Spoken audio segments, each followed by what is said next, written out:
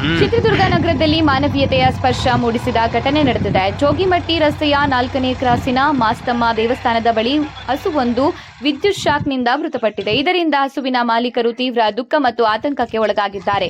ವಿಷಯ ತಿಳಿಯುತ್ತಿದ್ದಂತೆಯೇ ಭೀಮ ಗರ್ಜನೆ ಸಂಘಟನೆಯ ರಾಜ್ಯಾಧ್ಯಕ್ಷ ಅವಿನಾಶ್ ಹಾಗೂ ಸಂಘಟನೆಯ ಸದಸ್ಯರು ಸ್ಥಳಕ್ಕೆ ಧಾವಿಸಿ ಹಸುವಿನ ಮಾಲೀಕರೊಂದಿಗೆ ಸೇರಿ ಮೃತ ಹಸುವಿಗೆ ಗೌರವಯುತವಾಗಿ ಅಂತ್ಯ ಸಂಸ್ಕಾರ ನೆರವೇರಿಸಿದ್ದಾರೆ. ಜೋಗಿಮಟ್ಟಿ ರಸ್ತೆಯ ಗೋಕಟ್ಟಯ್ಯ ಶಿವನ ದೇವಸ್ಥಾನದ ಸಮೀಪದ ರುದ್ರಭೂಮಿಯಲ್ಲಿ ಹಿಂದೂ ಸಂಪ್ರದಾಯದಂತೆ ಶವ ಸಂಸ್ಕಾರ ನಡೆಸಿ ಮಾನವೀಯತೆ ಮೆರೆದಿದ್ದಾರೆ.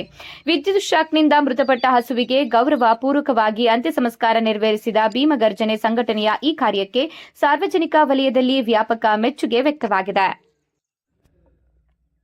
ಚಿತ್ರದುರ್ಗ ನಗರದಲ್ಲಿ ಮಾನವೀಯತೆಯ ಸ್ಪರ್ಶ ಮೂಡಿಸಿದ ಘಟನೆ ನಡೆದಿದೆ. ಜೋಗಿಮಟ್ಟಿ ರಸ್ತೆಯ 4ನೇ ಕ್ರಾಸಿನ ಮಾಸ್ತಮ್ಮ ದೇವಸ್ಥಾನದ ಬಳಿ ಹಸುವೊಂದು ವಿದ್ಯುತ್ ಶಾಕ್ನಿಂದ ಮೃತಪಟ್ಟಿದೆ. ಇದರಿಂದ ಹಸುವಿನ ಮಾಲೀಕರು ತೀವ್ರ ದುಃಖ ಮತ್ತು ಆತಂಕಕ್ಕೆ ಒಳಗಾಗಿದ್ದಾರೆ. ವಿಷಯ ತಿಳಿಯುತ್ತಿದ್ದಂತೆಯೇ ಭೀಮ ಗರ್ಜನೆ ಸಂಘಟನೆಯ ರಾಜ್ಯಾಧ್ಯಕ್ಷ ಅವಿನಾಶ್ ಹಾಗೂ ಸಂಘಟನೆಯ ಸದಸ್ಯರು ಸ್ಥಳಕ್ಕೆ ಧಾವಿಸಿ ಹಸುವಿನ ಮಾಲೀಕರೊಂದಿಗೆ